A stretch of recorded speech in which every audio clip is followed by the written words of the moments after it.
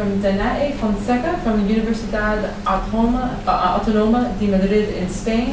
The paper is entitled Confluence of Nationalism and Art in Palestine, representing Palestine as Motherland. Sliman, Mansour is The Village Awakens. Good morning, everyone. I want to start by thanking the Mesnet organization for having all of us here. It's a great opportunity for people that is starting to present their work.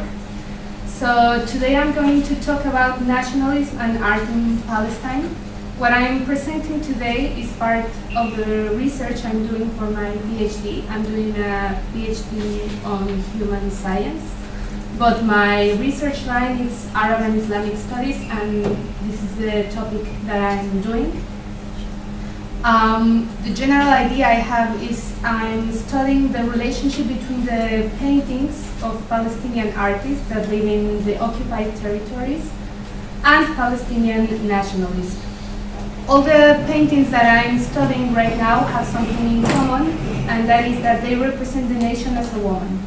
So the example that I brought today is a painting of a Palestinian artist that lives in Birzeit, and that is an iconic example of the feminized vision of Palestinian nationalism.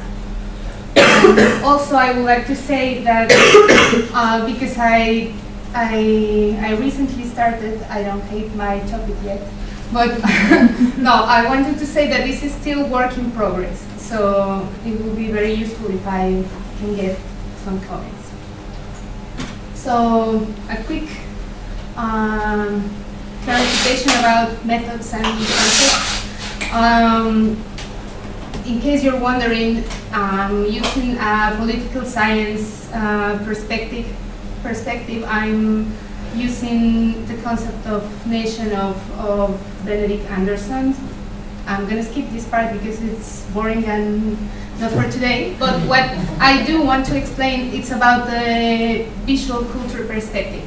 Why? Because I'm studying images, and I think it's important to say that the approach I'm giving to the images, to be clear, I'm not taking into account the aesthetics that give value to a work of art.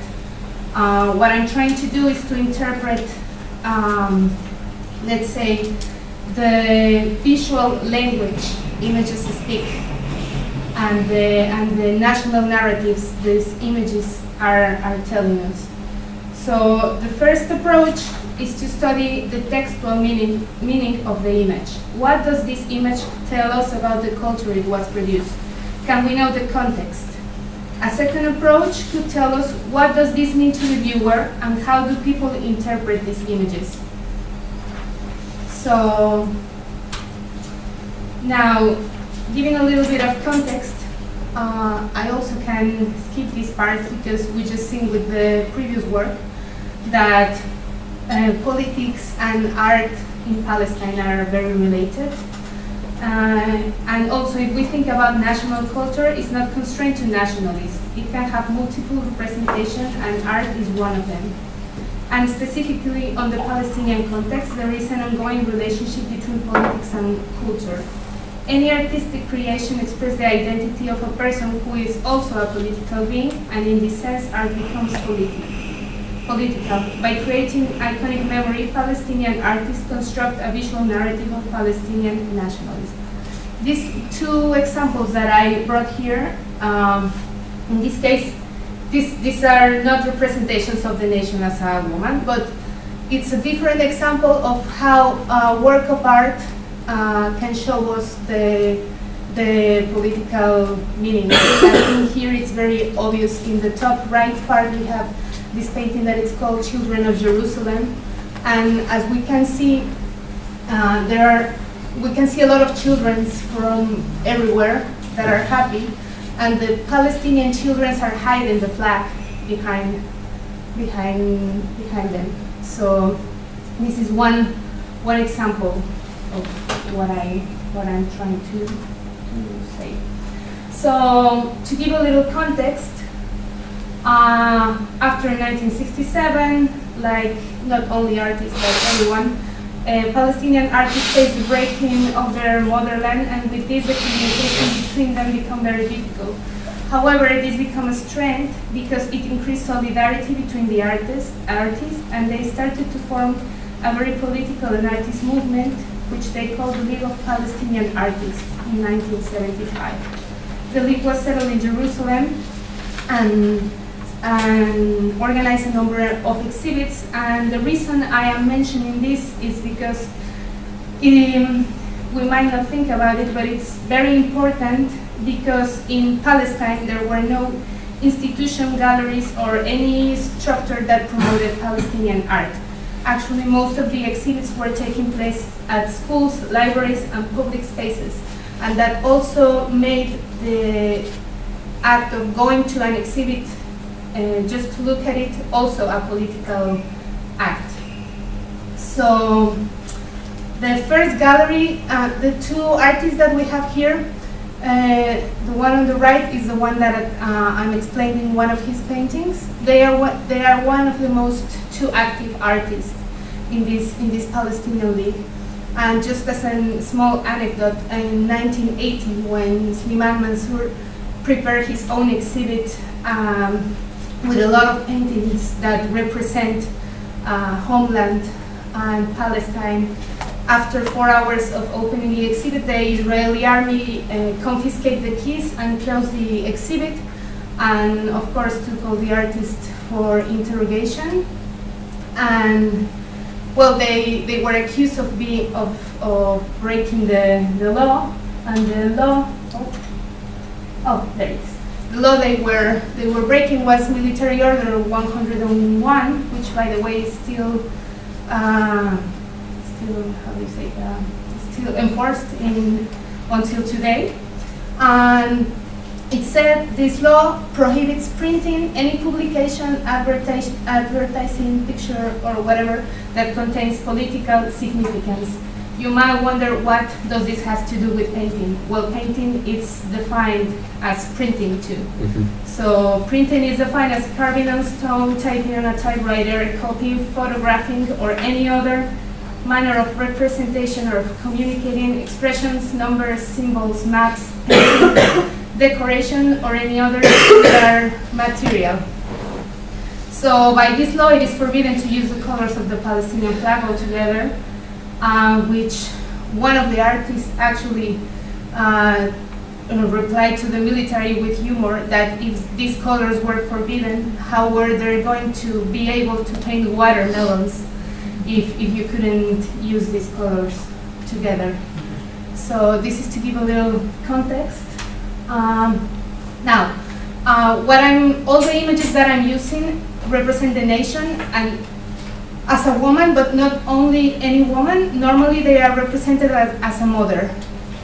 So that women appear as a reproducer of the nation, it's a transcultural fact.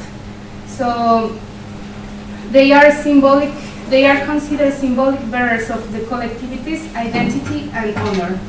And traditionally in Palestine, maternity has played a very important role. To be a mother is seen as a major achievement of a woman in general, but the mother that is nationally and socially validated is the mother that gives sons to the revolution.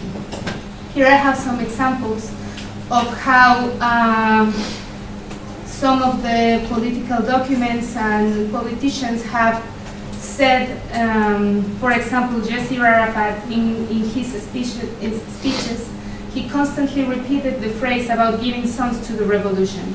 And he also exhorted women to have no less than 12 children each. So also, the construction of the image of the fertile mother by Palestinian national leaders was motivated by Israel's definition of the conflict as a demographic struggle.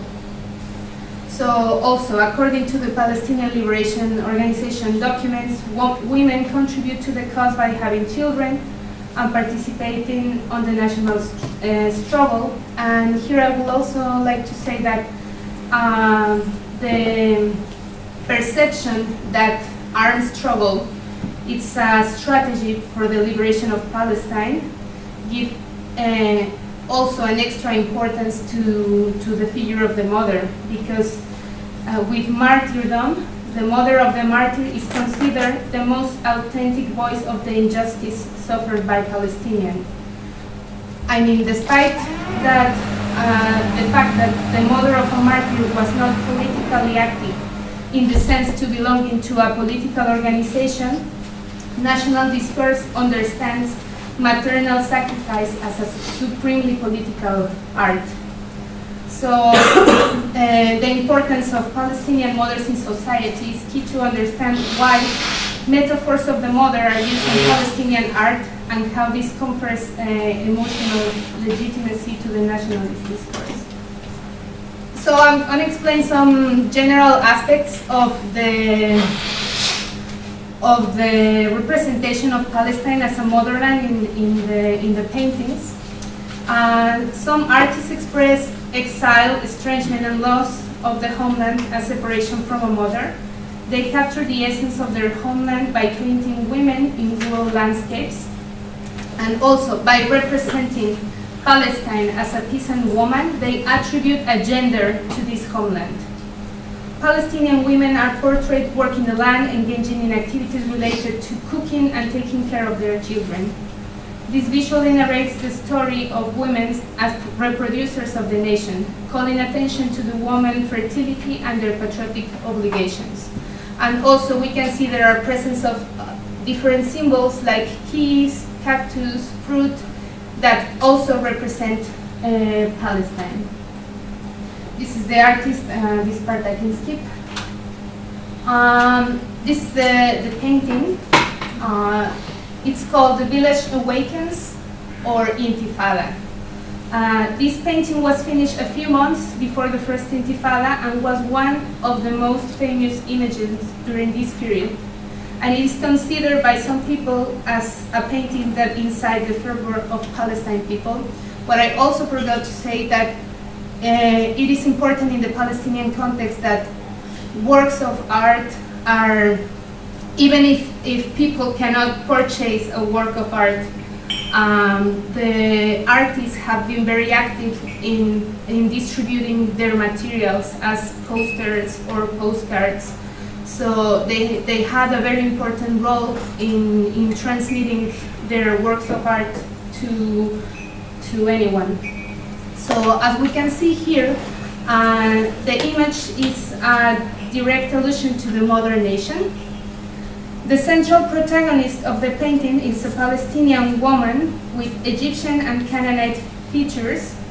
About these features, some of the artists use. This serves to link Palestinian with the past, with glorious epochs of the region's history. So this is why most of the artists use this kind of feature on the women they paint. And also we can see the proportion of the figure. The woman has giant proportions, so she's the main figure of the painting, and she blends with the landscape. In this case, village architecture with a hill in the background. From her outfit, she's wearing a traditional outfit, and we can infer that she's a peasant.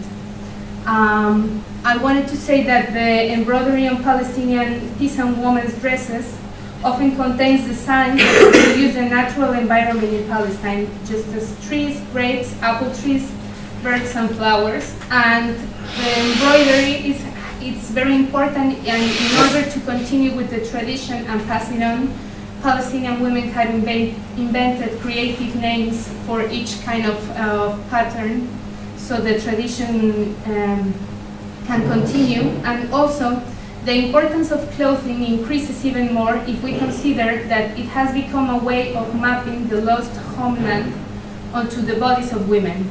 Many Palestinians can identify the embroidery and its symbols by wearing the costumes, and by wearing the costumes, women reconfigure places lost to Palestinians. Behind the woman, there is a traditional tray or plate used by Palestinian women to bake bread. This tray is not only a tool, but also functions as a symbol of Palestinian nationalism. It is behind her head. It is displayed in Palestinian homes as a reminder of the bond between the peasants and the land, and traditionally a symbol of family nourishment. In particular, in this image, the tray is replacing the sun, so it appears to be rising from behind the motherland. The woman is also holding a jar that signifies the importance of Palestinian clay, and it also can represent the lack of water. Her posture, in this case she is squat, conveys the idea of giving birth. 1 minute. Maybe try to skip to the conclusion. Yeah, just the One last important. Okay, great. Yeah, okay. So because she's squat, she gives the idea of giving birth to the nation, which the villagers literally marching out of her body. These villagers, all of whom are holding tools, they are all men, which can symbolize the traditional importance in Palestine of giving birth to boys, and the nationalist political arithmetic that translates into the belief that giving birth to a boy is an important contribution. So, well, just to conclude, like, the motherland is a central element of this work, and representations of the nation in Palestinian paintings show the role of Palestinian women as reproducers of the nation. And for Palestinian society, maternity is very important, and the role of mothers has been exalted as a social and political accomplishment in different documents, and also a representation of the nation in Palestinian art, such as posters and postcards, play a fundamental role in constructing the Palestinian national visual discourse. Thank you.